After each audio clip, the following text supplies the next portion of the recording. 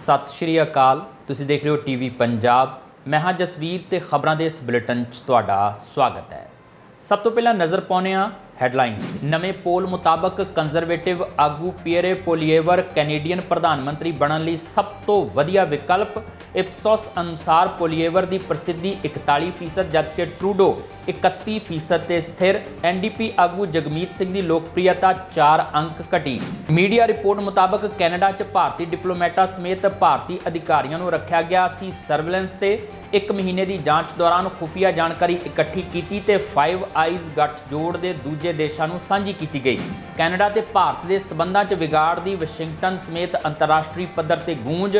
America ਦੇ ਰਾਸ਼ਟਰੀ ਸੁਰੱਖਿਆ ਸਲਾਹਕਾਰ ਜੇਕ ਸੁਲੀਵਨ ਨੇ ਪੁਸ਼ਟੀ ਕੀਤੀ ਕਿ ਅਮਰੀਕਾ ਇਸ ਮੁੱਦੇ ਤੇ ਕੈਨੇਡਾ ਨਾਲ ਲਗਾਤਾਰ ਸੰਪਰਕ 'ਚ ਤੇ ਦੋਸ਼ੀਆਂ ਨੂੰ ਨਿਆਂ ਦੇ ਕਟਹਿਰੇ 'ਚ ਲਿਆਂਦਾ ਜਾਣਾ ਚਾਹੁੰਦਾ ਹੈ। ਯੂਕਰੇਨ ਦੇ ਰਾਸ਼ਟਰਪਤੀ ਵਲਾਦੀਮੀਰ ਜ਼ੈਲੈਂਸਕੀ ਵੀਰਵਾਰ ਦੀ ਰਾਤ ਪਹੁੰਚੇ ਓਟਾਵਾ। ਪਤਨੀ ਓਲੇਨਾ ਜ਼ੈਲੈਂਸਕੀ ਨਾਲ ਪਹੁੰਚੇ ਰਾਸ਼ਟਰਪਤੀ ਦਾ ਪ੍ਰਧਾਨ ਮੰਤਰੀ ਜਸਟਿਨ ਟਰੂਡੋ, ਵਿੱਤ ਮੰਤਰੀ ਕ੍ਰਿਸਟੀਆ ਫਰੀਲੈਂਡ ਅਤੇ ਕੈਨੇਡਾ 'ਚ ਯੂਕਰੇਨ ਦੇ ਰਾਜਦੂਤ ਯੂਲੀਆ ਕੋਵਾਲੀਵ ਨੇ ਕੀਤਾ ਸਵਾਗਤ। ਨਵੇਂ ਪੋਲ ਦੇ ਮੁਤਾਬਕ ਕੰਜ਼ਰਵੇਟਿਵ ਆਗੂ ਪੀਅਰੇ ਪੋਲੀਏਵਰ ਕੈਨੇਡੀਅਨ ਪ੍ਰਧਾਨ ਮੰਤਰੀ ਬਣਨ ਲਈ ਸਭ ਤੋਂ ਵਧੀਆ ਵਿਕਲਪ ਹਨ, ਜਦਕਿ ਮੌਜੂਦਾ ਪ੍ਰਧਾਨ ਮੰਤਰੀ ਜਸਟਿਨ ਟਰੂਡੋ ਪਿੱਛੇ ਨੇ। ਪੋਲੀਏਵਰ ਦੀ ਪ੍ਰਸਿੱਧੀ 1 ਸਾਲ ਪਹਿਲਾਂ ਨਾਲੋਂ 5 ਅੰਕ ਵਧੀ ਹੈ, ਜਦਕਿ ਟਰੂਡੋ ਦੀ ਲੋਕਪ੍ਰਿਯਤਾ ਸਾਲ ਦਰ ਸਾਲ 31% ਤੇ ਸਥਿਰ ਰਹੀ। ਇਪਸੋਸ ਦੇ CEO ਡੈਰਲ ਬ੍ਰੀਕਰ ਦੇ ਅਨੁਸਾਰ ਕੈਨੇਡੀਅਨ ਦੇਸ਼ ਦੀ ਦਿਸ਼ਾ, ਰਹਿਣ ਸਹਿਣ ਦੀ ਲਾਗਤ, ਰਹਾਇਸ਼ ਤੱਕ ਪਹੁੰਚ, ਸਿਹਤ ਸੰਭਾਲ ਅਤੇ ਮਹਿੰਗਾਈ ਤੋਂ ਅਸੰਤੁਸ਼ਟ ਨੇ। ਐਨਡੀਪੀ ਆਗੂ ਜਗਮੀਤ ਸਿੰਘ ਦੀ ਲੋਕਪ੍ਰਿਯਤਾ ਸਤੰਬਰ 2022 ਤੋਂ 22% ਦੇ 4 ਅੰਕ ਘਟ ਗਈ ਹੈ। ਬ੍ਰੀਕਰ ਨੇ ਕਿਹਾ ਹੈ ਕਿ ਦੇਸ਼ ਦੇ ਜ਼ਿਆਦਾਤਰ ਹਿੱਸਿਆਂ 'ਚ ਕੰਜ਼ਰਵੇਟਿਵ ਪਾਰਟੀ ਲਈ ਡਾਊਨਟਾਊਨ ਇੱਕ ਡੈੱਡ ਜ਼ੋਨ ਹਨ, ਪਰ ਉਪ ਨਗਰਾਂ 'ਚ ਮੁਕਾਬਲੇਬਾਜ਼ ਹਨ। ਬ੍ਰੀਕਰ ਨੇ ਇਹ ਵੀ ਕਿਹਾ ਕਿ ਹਾਲਾਂਕਿ ਕੰਜ਼ਰਵੇਟਿਵ ਸੰਭਾਵੀ ਤੌਰ ਤੇ ਬਹੁਮਤ ਵਾਲੀ ਸਰਕਾਰ ਬਣਾ ਸਕਦੇ ਨੇ, ਪਰ ਓਨਟਾਰੀਓ ਦੇ ਆਲੇ ਦੁਆਲੇ ਸਖਤ ਸਮਰਥਨ ਦਾ ਸੰਭਾਵਤ ਤੌਰ ਤੇ ਮਤਲਬ ਹੈ ਕਿ ਇਹ ਥੋੜੇ ਫਰਕ ਨਾਲ ਸਰਕਾਰ ਹੋਵੇਗੀ।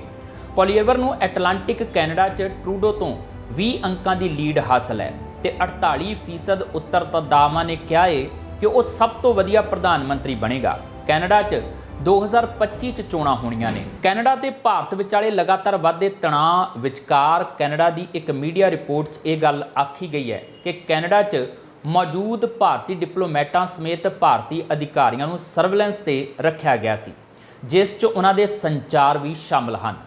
ਕੈਨੇਡਾ ਸਰਕਾਰ ਨੇ 1 ਮਹੀਨੇ ਦੀ ਜਾਂਚ ਦੌਰਾਨ ਖੁਫੀਆ ਜਾਣਕਾਰੀ ਇਕੱਠੀ ਕੀਤੀ। ਰਿਪੋਰਟ ਮੁਤਾਬਕ ਕੁਝ ਹੋਰ ਖੁਫੀਆ ਜਾਣਕਾਰੀ ਫਾਈਵ ਆਈਜ਼ ਗੱਠਜੋੜ ਦੇ ਦੂਜੇ ਦੇਸ਼ਾਂ ਨੂੰ ਸਾਂਝੀ ਕੀਤੀ ਗਈ। ਇਸ ਸਮੂਹ 'ਚ ਕੈਨੇਡਾ ਤੋਂ ਇਲਾਵਾ ਸੰਯੁਕਤ ਰਾਜ ਅਮਰੀਕਾ, UK, ਨਿਊਜ਼ੀਲੈਂਡ ਅਤੇ ਆਸਟ੍ਰੇਲੀਆ ਸ਼ਾਮਿਲ ਹਨ। ਰਿਪੋਰਟ 'ਚ ਇਸ ਗੱਲ ਦਾ ਵੀ ਜ਼ਿਕਰ ਹੈ ਕਿ ਕੈਨੇਡਾ ਦੇ ਕੌਮੀ ਸੁਰੱਖਿਆ ਤੇ ਖੁਫੀਆ ਸਲਾਹਕਾਰ ਜੋਡੀ ਥਾਮਸ ਨੇ ਅਗਸਤ 'ਚ 4 ਦਿਨ ਅਤੇ ਸਤੰਬਰ 'ਚ 5 ਦਿਨਾਂ ਲਈ ਭਾਰਤ ਦੀ ਯਾਤਰਾ ਕੀਤੀ ਸੀ।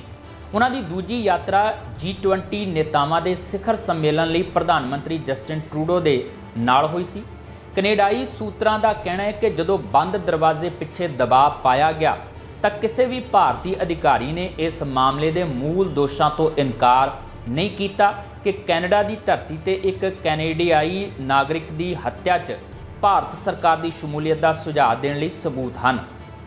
ਟਰੂਡੋ ਨੇ ਵੀਰਵਾਰ ਨੂੰ ਸੰਯੁਕਤ ਰਾਸ਼ਟਰ ਮਹਾਸਭਾ ਨੂੰ ਸੰਬੋਧਨ ਕਰਦਿਆਂ ਨਿਊਯਾਰਕ 'ਚ ਕਿਹਾ ਸੀ ਕਿ ਮੈਂ ਤੁਹਾਨੂੰ ਭਰੋਸੇ ਨਾਲ ਕਹਿ ਸਕਦਾ ਹਾਂ ਕਿ ਇਹਨਾਂ ਦੋਸ਼ਾਂ ਨੂੰ ਹਾਊਸ ਆਫ ਕਾਮਨਸ ਦੇ ਫਲੋਰ ਤੇ ਸਾਂਝਾ ਕਰਨ ਦਾ ਫੈਸਲਾ ਹਲਕੇ 'ਚ ਨਹੀਂ ਲਿਆ ਗਿਆ ਸੀ। ਉਹਨਾਂ ਕਿਹਾ ਕਿ ਇਹ ਫੈਸਲਾ ਬਹੁਤ ਗੰਭੀਰਤਾ ਨਾਲ ਲਿਆ ਗਿਆ ਸੀ। ਕੈਨੇਡਾਈ ਸਰਕਾਰ ਨੇ ਅਜੇ ਸਬੂਤ ਪੇਸ਼ ਨਹੀਂ ਕੀਤੇ ਹਨ ਤੇ ਸੁਝਾਅ ਦਿੱਤਾ ਕਿ ਇਹ ਕਾਨੂੰਨੀ ਪ੍ਰਕਿਰਿਆ ਦੌਰਾਨ ਸਾਹਮਣੇ ਆ ਸਕਦੇ ਨੇ। ਹਾਲਾਂਕਿ ਨਿੱਜਰ ਹੱਤਿਆ ਕਾਂਡ ਨੇ ਭਾਰਤ ਦੇ ਨਾਲ ਕੈਨੇਡਾ ਦੇ ਰਿਸ਼ਤਿਆਂ 'ਚ ਜ਼ਹਿਰ ਘੋਲ ਦਿੱਤਾ ਹੈ। ਭਾਰਤ ਸਰਕਾਰ ਨੇ ਨਿੱਜਰ ਸਮੇਤ ਕਈ ਹੋਰ ਵੱਖਵਾਦੀਆਂ ਨੂੰ ਪਨਾਹ ਦੇਣ ਦੇ ਕੈਨੇਡਾ ਸਰਕਾਰ ਤੇ ਦੋਸ਼ ਲਾਏ ਨੇ। ਇਸ ਵੱਧਦੇ ਝਗੜੇ ਦੇ ਨਤੀਜੇ ਵਜੋਂ ਭਾਰਤ ਸਰਕਾਰ ਨੇ ਵੀਰਵਾਰ ਨੂੰ ਕੈਨੇਡਾ ਲਈ ਵਿਜ਼ਟਰ ਵੀਜ਼ੇ ਬੰਦ ਕਰ ਦਿੱਤੇ। ਉਧਰ ਓਟਾਵਾ 'ਚ ਸਰਕਾਰੀ ਸੂਤਰਾਂ ਦਾ ਕਹਿਣਾ ਹੈ ਕਿ ਕੈਨੇਡਾ ਜਵਾਬੀ ਕਾਰਵਾਈ ਕਰ ਰਿਹਾ ਹੈ, ਪਰ ਅਜੇ ਤੱਕ ਸਰਕਾਰ ਨੇ ਕੋਈ ਫੈਸਲਾ ਨਹੀਂ ਲਿਆ। ਟਰੂਡੋ ਨੇ ਵੀ ਵੀਰਵਾਰ ਨੂੰ ਇਸ ਬਾਰੇ ਪੁੱਛੇ ਸਵਾਲ ਨੂੰ ਟਾਲ ਦਿੱਤਾ ਸੀ। ਕੈਨੇਡਾ ਅਤੇ ਭਾਰਤ ਦੇ ਸਬੰਧਾਂ 'ਚ ਵਿਗਾੜ ਦੀ ਕਹਾਣੀ ਵਾਸ਼ਿੰਗਟਨ ਸਮੇਤ ਅੰਤਰਰਾਸ਼ਟਰੀ ਪੱਧਰ ਤੇ ਗੂੰਜ ਗਈ ਹੈ। ਵਾਈਟ ਹਾਊਸ ਦੀ ਰੋਜ਼ਾਨਾ ਬਰੀਫਿੰਗ ਦੌਰਾਨ ਇਸ ਬਾਰੇ ਕਈ ਸਵਾਲ ਉੱਠੇ। US ਸਰਕਾਰ ਨੇ ਇਸ ਗੱਲ ਦੀ ਪੁਸ਼ਟੀ ਜਾਂ ਇਨਕਾਰ ਨਹੀਂ ਕੀਤਾ ਕਿ ਇਹ फाइव आइज़ सहयोगी सी जो कुछ संकेत खुफिया जानकारी प्रदान करता सी। पर अमरीकी सरकार के सब तो सीनियर अधिकारियों चों एक ने पुष्टि की कि अमरीका इस मुद्दे ते कैनेडा नाल लगातार संपर्क च रहा है। अधिकारी अमरीका के राष्ट्रीय सुरक्षा सलाहकार जेक सुलीवन ने खुलासा किया कि अमरीका ने भी भारत सरकार के उच्च पद्धरां नाल इस मामले ते चर्चा की। उन्होंने कहा कि अमरीका डूंगी चिंता च है तो जांच जारी रखना चाहता है तो दोषियों को न्याय के कटहरे च लिया जाना चाहिए है। उसने जोर दे के यह कहा कि इस मामले में US की दिलचस्पी सिर्फ इसलिए अलोप नहीं होगी क्योंकि इस विच भारत शामिल है जो कि एक शक्तिशाली लोकतंत्र है जिस नाल वो नज़दीकी संबंधों की इच्छा रखता है। जेक सुलीवन ने कहा कि मैं प्रैस विच इस मुद्दे ते अमरीका ते कैनेडा विचकार पाड़ा पाउण की कोशिश करन दियां कुछ कोशिशां देखियां ने। मैं दृढ़ता नाल इस गल नूं रद्द करदा हाँ कि अमरीका ते कैनेडा विचकार पाड़ा है। फाइनैंशियल टाइम्स ने वीरवार देर रात रिपोर्ट दी कि US के राष्ट्रपति जो बाइडन अते होर फाइव आइज़ मैंबरां ने हाल ही च होए G20 सम्मेलन दौरान सीधे तौर पर प्रधानमंत्री नरेंद्र मोदी नाल हत्या मुद्दे नूं उठाया सी। रिपोर्ट च चर्चावां तो जाणू 3 स्रोतां दा हवाला भी दिता गया है। I'm not going to get into private diplomatic conversations that have either already happened or are going to happen on this topic, only to say that we have been and will be in contact with the Indians at high levels on this issue. It is a matter of concern for us. It is something we take seriously. It is something we will keep working on. And we will do that regardless of the country. There's not some special exemption you get for actions like this. Regardless of the country, we will stand up and defend our basic principles, and we will also consult closely with allies like Canada as they pursue their law enforcement and diplomatic process. Ukraine के राष्ट्रपति Vladimir Zelensky Canada की अपनी पहली अधिकारत यात्रा लई वीरवार देर रात Ottawa पहुंचे।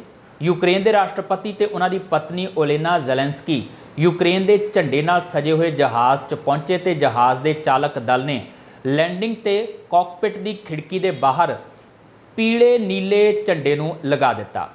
इस जोड़े का स्वागत एक वफद वालों किया गया जिस च प्रधानमंत्री जस्टिन ट्रूडो, वित्त मंत्री क्रिस्टिया फ्रीलैंड अते कैनेडा च यूक्रेन के राजदूत यूलिया कोवालीव शामिल सन। कैनेडा च ज़ेलेंस्की की शुक्रवार नूं एक व्यस्त योजना है जिस च उन्हां वल्लों चोटी के कैनेडियन अधिकारियों अते यूक्रेनी कैनेडियन भाईचारे के मैंबरां नाल मीटिंगां कीतियां जाणगीਆਂ। इस तो इलावा ज़ेलेंस्की कैनेडा की संसद नूं भी संबोधन करनगे ते रूस नाल चल रहे युद्ध तो बाद उन्हां दा यह पहला व्यक्तिगत संबोधन होवेगा। उम्मीद है कि वह अते ट्रूडो दोहां देशां दरमियान आर्थिक संबंधां नूं मजबूत करन लई एक समझौते ते हस्ताक्षर करनगे। दस दईए कि कैनेडा आउण तो पहलां यूक्रेन के राष्ट्रपति ज़ेलेंस्की अमरीका गए सन जिथे कि उन्हां संयुक्त राष्ट्र महासभा नूं संबोधन कीता सी।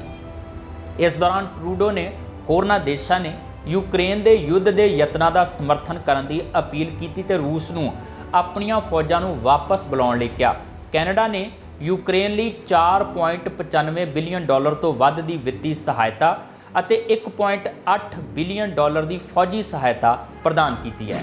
वित्त मंत्री क्रिस्टिया फ्रीलैंड ने अज नवीं रेंटल डिवेलपमेंट्स तो GST हटाउण ते कैनेडा के कंपीटीशन लॉ च सुधार करने लई नवां बिल पेश किया।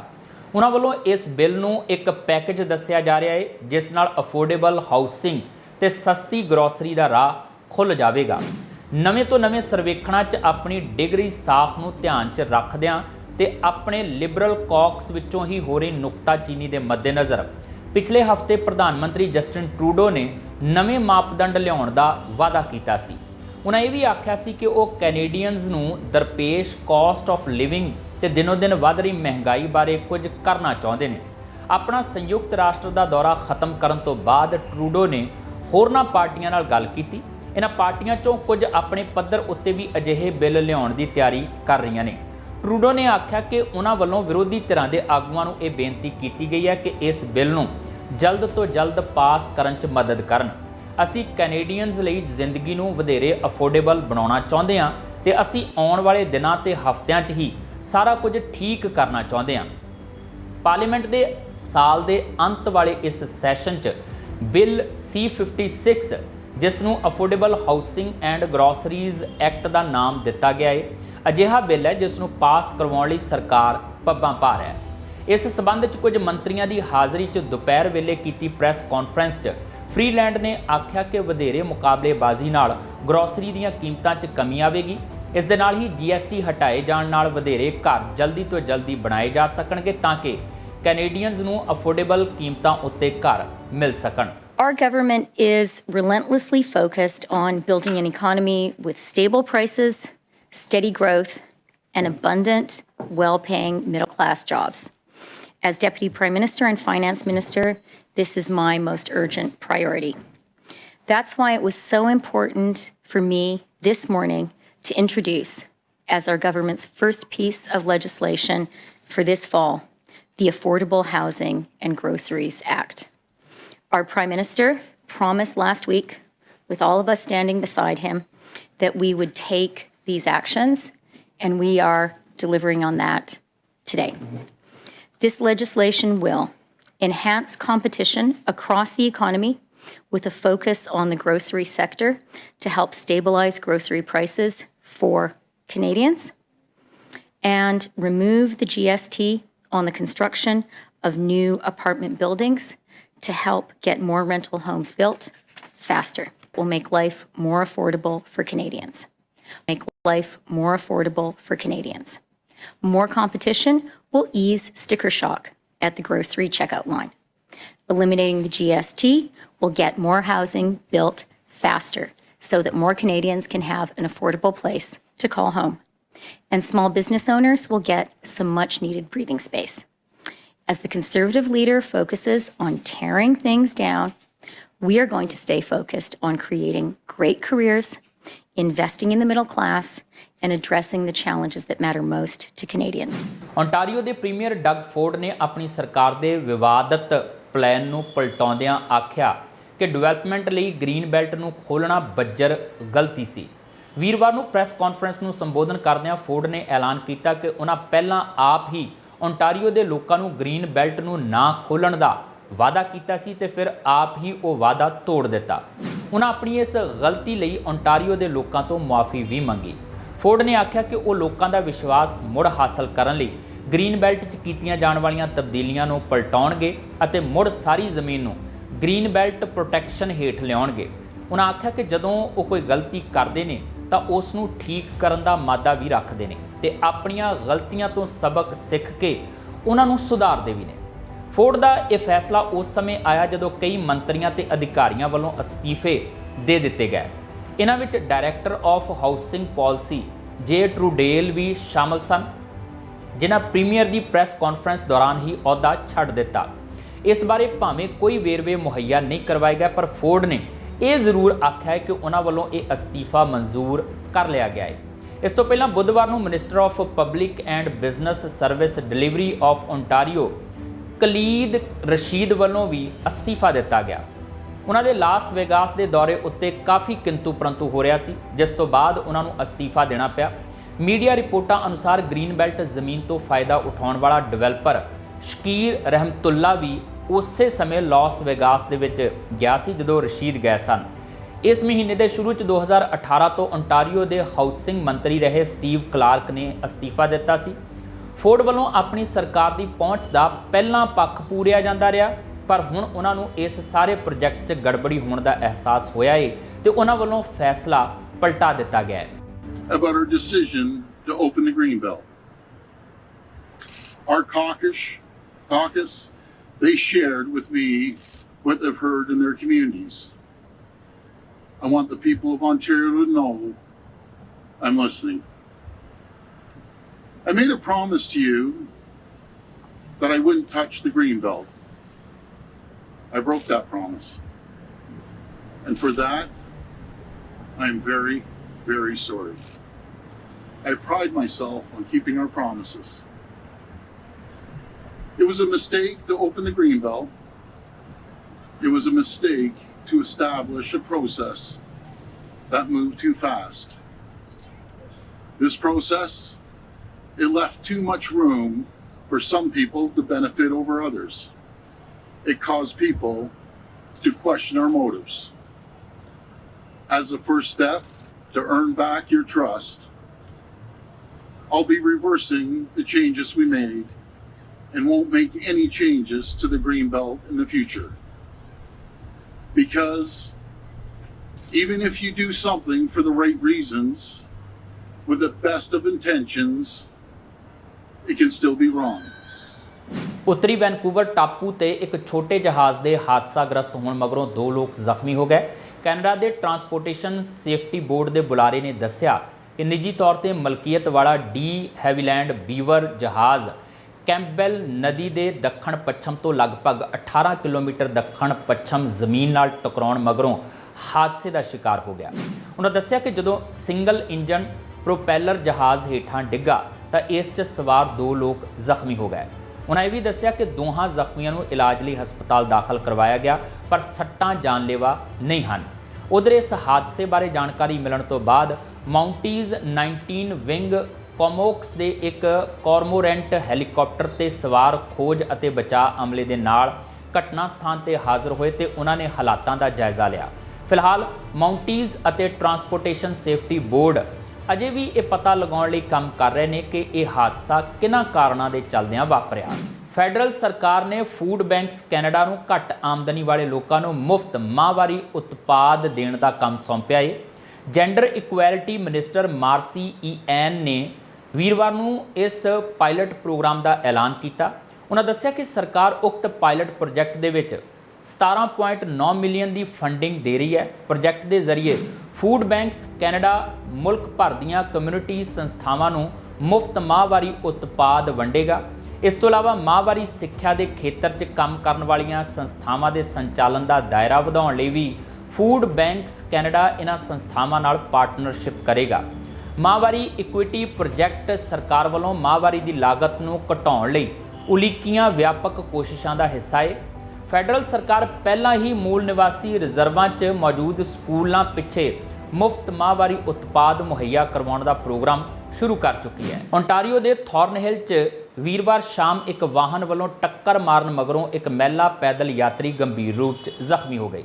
ਮਿਲੀ ਜਾਣਕਾਰੀ ਮੁਤਾਬਕ ਇਹ ਹਾਦਸਾ ਯੋਂਗ ਸਟਰੀਟ ਤੇ ਰਾਇਲ ਅਰਚਰਡ ਬੁਲੇਵਾਰਡ ਅਤੇ ਸੈਂਟਰ ਸਟਰੀਟ ਦੇ ਵਿਚਕਾਰ ਵੀਰਵਾਰ ਰਾਤੀ 8 ਵਜੇ ਤੋਂ ਥੋੜੀ ਦੇਰ ਬਾਅਦ ਵਾਪਰਿਆ। ਪੁਲਿਸ ਦਾ ਕਹਿਣਾ ਹੈ ਕਿ ਟੱਕਰ ਕਾਰਨ ਮਹਿਲਾ ਯਾਤਰੀ ਨੂੰ ਗੰਭੀਰ ਸੱਟਾਂ ਲੱਗੀਆਂ ਨੇ। ਹਾਲਾਂਕਿ ਪੁਲਿਸ ਨੇ ਪੀੜਤ ਮਹਿਲਾ ਦੀ ਪਹਿਚਾਣ ਦਾ ਖੁਲਾਸਾ ਨਹੀਂ ਕੀਤਾ। ਪੁਲਿਸ ਨੇ ਦੱਸਿਆ ਕਿ ਹਾਦਸੇ ਤੋਂ ਬਾਅਦ ਗੱਡੀ ਦਾ ਡਰਾਈਵਰ ਮੌਕੇ ਤੇ ਮੌਜੂਦ ਰਿਹਾ। ਇਸ ਹਾਦਸੇ ਦੇ ਕਾਰਨਾਂ ਦਾ ਫਿਲਹਾਲ ਪਤਾ ਨਹੀਂ ਲੱਗ ਸਕਿਆ ਤੇ ਪੁਲਿਸ ਨੇ ਜਾਂਚ ਲਈ ਯੋਂਗ ਸਟਰੀਟ ਦੇ 2 ਹੀ ਹਿੱਸੇ ਬੰਦ ਕਰ ਦਿੱਤੇ ਸਨ। ਇਹ ਸਨ ਹੁਣ ਤੱਕ ਦੀਆਂ ਖਬਰਾਂ ਤੇ ਇਸ ਦੇ ਨਾਲ ਹੀ ਆਪਣੇ ਜਸਵੀਰ ਨੂੰ ਦਿਓ ਇਜਾਜ਼ਤ। ਦੇਖਦੇ ਰਹੋ ਟੀਵੀ ਪੰਜਾਬ। ਨਵੇਂ ਪੋਲ ਮੁਤਾਬਕ ਕੰਜ਼ਰਵੇਟਿਵ ਆਗੂ ਪੀਅਰੇ ਪੋਲੀਏਵਰ ਕੈਨੇਡੀਅਨ ਪ੍ਰਧਾਨ ਮੰਤਰੀ ਬਣਨ ਲਈ ਸਭ ਤੋਂ ਵਧੀਆ ਵਿਕਲਪ। ਇਪਸੋਸ ਅਨੁਸਾਰ ਪੋਲੀਏਵਰ ਦੀ ਪ੍ਰਸਿੱਧੀ 41% ਜਦਕਿ ਟਰੂਡੋ 31% ਤੇ ਸਥਿਰ। ਐਨਡੀਪੀ ਆਗੂ ਜਗਮੀਤ ਸਿੰਘ ਦੀ ਲੋਕਪ੍ਰਿਯਤਾ 4 ਅੰਕ ਘਟੀ। ਮੀਡੀਆ ਰਿਪੋਰਟ ਮੁਤਾਬਕ ਕੈਨੇਡਾ 'ਚ ਭਾਰਤੀ ਡਿਪਲੋਮੈਟਾਂ ਸਮੇਤ ਭਾਰਤੀ ਅਧਿਕਾਰੀਆਂ ਨੂੰ ਰੱਖਿਆ ਗਿਆ ਸੀ ਸਰਵੇਲੈਂਸ ਤੇ। 1 ਮਹੀਨੇ ਦੀ ਜਾਂਚ ਦੌਰਾਨ ਖੁਫੀਆ ਜਾਣਕਾਰੀ ਇਕੱਠੀ ਕੀਤੀ ਤੇ ਫਾਈਵ ਆਈਜ਼ ਗੱਠਜੋੜ ਦੇ ਦੂਜੇ ਦੇਸ਼ਾਂ ਨੂੰ ਸਾਂਝੀ ਕੀਤੀ ਗਈ। ਕੈਨੇਡਾ ਤੇ ਭਾਰਤ ਦੇ ਸਬੰਧਾਂ 'ਚ ਵਿਗਾੜ ਦੀ ਵਾਸ਼ਿੰਗਟਨ ਸਮੇਤ ਅੰਤਰਰਾਸ਼ਟਰੀ ਪੱਧਰ ਤੇ ਗੂੰਜ। ਅਮਰੀਕਾ ਦੇ ਰਾਸ਼ਟਰੀ ਸੁਰੱਖਿਆ ਸਲਾਹਕਾਰ ਜੇਕ ਸੁਲੀਵਨ ਨੇ ਪੁਸ਼ਟੀ ਕੀਤੀ ਕਿ ਅਮਰੀਕਾ ਇਸ ਮੁੱਦੇ ਤੇ ਕੈਨੇਡਾ ਨਾਲ ਲਗਾਤਾਰ ਸੰਪਰਕ 'ਚ ਤੇ ਦੋਸ਼ੀਆਂ ਨੂੰ ਨਿਆਂ ਦੇ ਕਟਹਿਰੇ 'ਚ ਲਿਆਂਦਾ ਜਾਣਾ ਚਾਹੁੰਦਾ ਹੈ। ਯੂਕਰੇਨ ਦੇ ਰਾਸ਼ਟਰਪਤੀ ਵਲਾਦੀਮੀਰ ਜ਼ੈਲੈਂਸਕੀ ਵੀਰਵਾਰ ਦੀ ਰਾਤ ਪਹੁੰਚੇ ਓਟਾਵਾ। ਪਤਨੀ ਓਲੇਨਾ ਜ਼ੈਲੈਂਸਕੀ ਨਾਲ ਪਹੁੰਚੇ ਰਾਸ਼ਟਰਪਤੀ ਦਾ ਪ੍ਰਧਾਨ ਮੰਤਰੀ ਜਸਟਿਨ ਟਰੂਡੋ, ਵਿੱਤ ਮੰਤਰੀ ਕ੍ਰਿਸਟੀਆ ਫਰੀਲੈਂਡ ਅਤੇ ਕੈਨੇਡਾ 'ਚ ਯੂਕਰੇਨ ਦੇ ਰਾਜਦੂਤ ਯੂਲੀਆ ਕੋਵਾਲੀਵ ਨੇ ਕੀਤਾ ਸਵਾਗਤ।